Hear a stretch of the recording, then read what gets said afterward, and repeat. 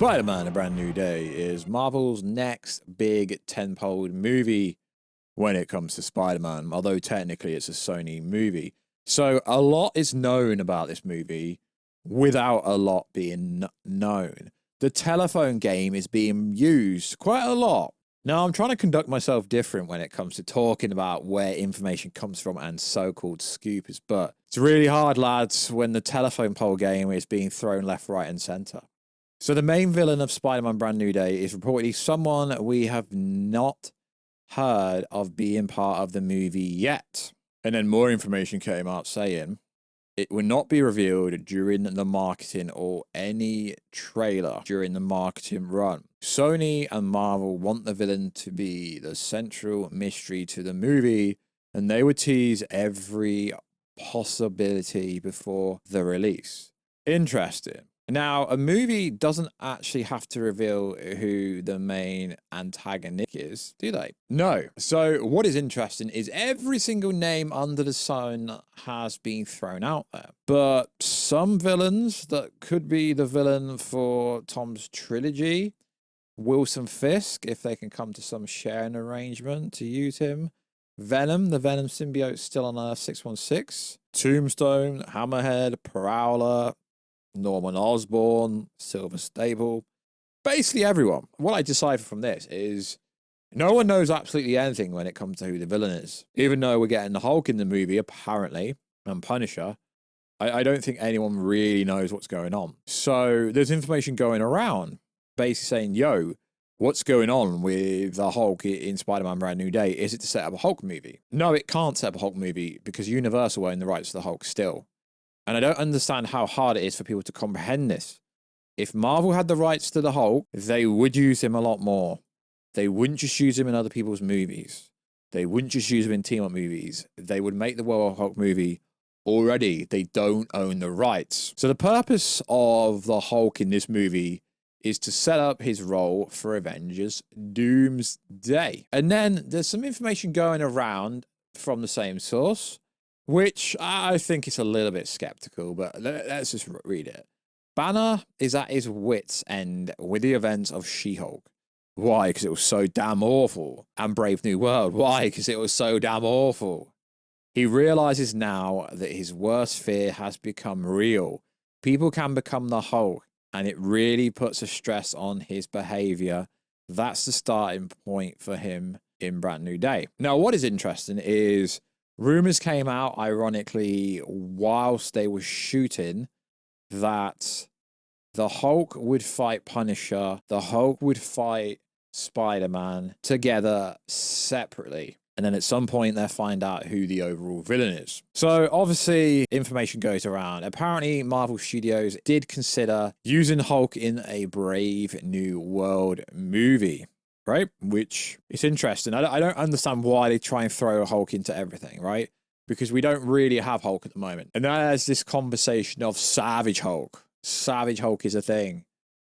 Savage Hulk's never really been a thing. I mean, it doesn't really matter what Marvel wants to call him, but apparently he will be called Savage Hulk in this movie. He's just going to be going back to being a bit more angry, more like the Hulk that we know before Endgame. So really just a normal Hulk. But people like to use the word angry Hulk, so on and so forth. So this movie, it's interesting, right? Because apparently we are going to get more of an animated series feel, and it's tonally, it's really going to be like a comic book brought to life. So some people are like, they're copying the Superman. No, they're going to copy into Spider-Verse and beyond the Spider-Verse, realistically. So from all the behind-the-scenes filming, you can really decipher they're taking inspiration from Spider-Man PS4, which got remastered for the PS5. And you can also decipher that it's taking inspiration from Spider-Man PS5 as well, because there's a lot of similarities. Practical swinging looks cool, but it's going to get touched up with VFX, so I don't know. So apparently, Sadie Sink's character is an ally to Peter, not Spider-Man. Okay, cool. Will Spider-Man show up in any TV shows? It's all about if Sony will let that happen. Wilson Fisk could appear in this movie if Sony allows it to happen. So there's a bit of an explainer going around when people ask about the symbiote. I was wondering whether the symbiote has more significance than just giving Spidey the black suit and making Scorpion Venom? Because you mentioned about the symbiote piece also causing Incursion. So the answer was this. The symbiote does belong to another universe. So the more time it spends on Earth 616, the more boundaries between the universes cause friction against each other until they break. Now, the problem with these incursion rules are they're starting to break their own rules that they've set up. They really are. So far, we've heard Scorpion, Tarantula, Boomerang, Ramrod, Tombstone are side villains in this movie, right?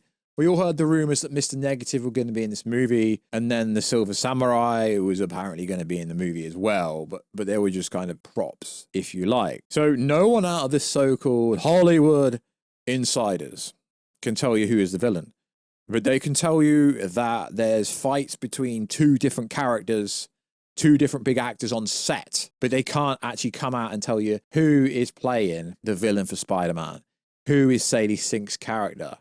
So also in the news, I didn't want to cover this, but we might as well. So there's a story going around at the moment that two big actors got into a fight.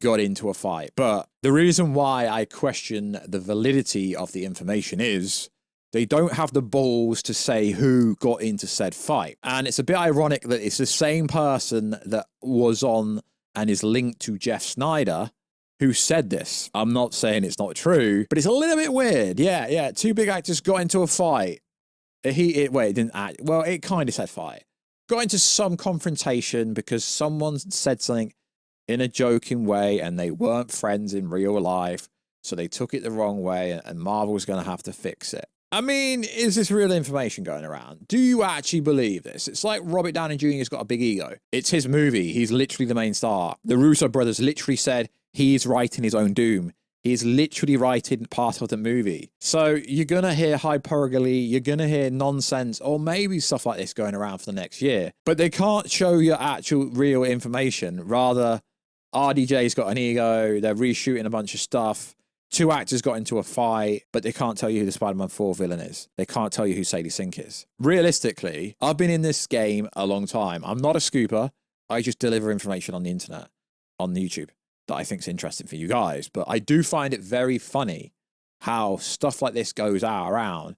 And there's a video on TikTok that's got over 3 million views, which is absolutely insane because it's literally the telephone game. Someone heard it. Allegedly, right? We don't know. I don't know who this person is. Apparently they've got sources, but everyone's got sources in the 21st century that's got a mobile phone. And if you go on TikTok, Avengers Doomsday fight on set. That is clear clickbait. We're going to use the same title as part of this video because I'm going to talk about it. So do I believe that two actors got into a fight? I would have maybe believed it partially if they actually had the balls to come out and say who they were. Avengers Doomsday fight on set between two big actors. Things got heated. And the comment section seems to think it's RDJ and Pedro Pascal. Pedro Pascal, Letitia Wright, Samuel Liu, Anthony Mackie, Ryan Reynolds. It's problematic putting stuff out like this without context because it's like saying, yo, I heard a story. I'll give you some information, but I'm not going to tell you who it's with. It could be literally with Kevin Feige and RDJ. So I do like to cover stuff, but I didn't want to make an independent video about that because it's such a minute detail.